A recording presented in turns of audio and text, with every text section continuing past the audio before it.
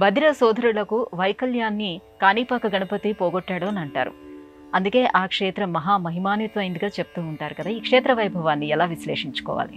స్వామివారి యొక్క లీలలు అనూహ్యమైనటువంటివి, ఎంత చెప్పినా తనివి తీరనటువంటివి. ఎప్పుడు ఏ రకంగా ఇప్పుడు మీకు జరగచ్చు, నాకు జరగచ్చు.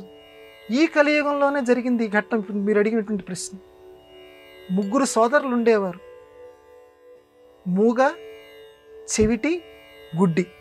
ఆ ముగ్గురు సోదరులు పాపం.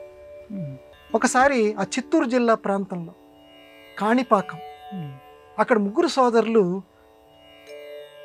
విపరీతమైన కరువు వచ్చినటువంటి సందర్భంలో లోకానికి మేలు చేయాలనుకున్నారు. ఇది ప్రధానంగా నేను చెప్తున్నటువంటి చాలా కాలంగా. ఎవరైతే లోకానికి మేలు చేయాలనుకుంటారో దైవం కూడా వారికి సహాయపడుతుంది. ఆ కరువు కాటకంలో నీళ్లు దొరకటల్లా. వాళ్ళ దగ్గర ఒక బావి ఉంది వాళ్ళకి. ఆ బావి మాత్రం పూడుకుపోయింది మట్టితోటి. ఆ ముగ్గురు సోదరులు ఆ బావి లోపల పూడిక తీయాలని ప్రయత్నం మొదలుపెట్టారు.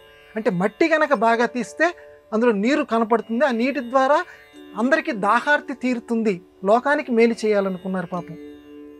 తమకు సంబంధించినటువంటి ఆ బావిలో ఉన్నటువంటి పూడికని తీయటానికి వాళ్ళు ప్రయత్నం చేస్తూ ఉంటే ఒక బండరాయి తగిలింది వాళ్ళకి. ఏమిట్రా ఈ బండరాయికి అని చెప్పి వాళ్ళు కొంచెం గట్టిగా ఆ బండరాయిని ఇలా పైకి లాగాలని చూశారు. లాగాలని చూస్తే రక్తం ఒక్కసారి ఆ కింద నుంచి పైకి విరజిమ్మింది. ఆ రక్తం ఎప్పుడైతే వీళ్ళ ముగ్గురు మీద పడిందో ఒక్కసారిగా ఆ మూగ, చెవిటి, గుడ్డితనం అనేటువంటి ఆ వైకల్యాలు ఏవైతే ఉన్నాయో అవి మొత్తం వాళ్ళకి సమసిపోయి ఆ సోదరులు ఒక సాధారణ మహిమాన్వితమైనటువంటి మానవుల కింద వాళ్ళు మారిపోయారు. అంటే మొత్తం పోయే అందరికంటే చాలా విశిష్టులుగా మారారు. వెంటనే ఇదేదో చాలా మహిమ కలిగిందని చెప్పి ఆ నాట ఏ నోట మొత్తం అందరికీ పాకిపోయి ఎక్కడెక్కడ వాళ్ళు వచ్చేసేసి కొబ్బరికాయలు అలా కొట్టడం మొదలుపెట్టారు. ఎందుకంటే ఆ బండరాయి తీసి చూస్తే ఆ లోపల వినాయక విగ్రహం వాళ్ళకి ఆ బావి లోపల కనపడింది. ప్రతి వాళ్ళు అక్కడ స్వామివారికి కొబ్బరికాయలు కొట్టడం ప్రారంభించారు.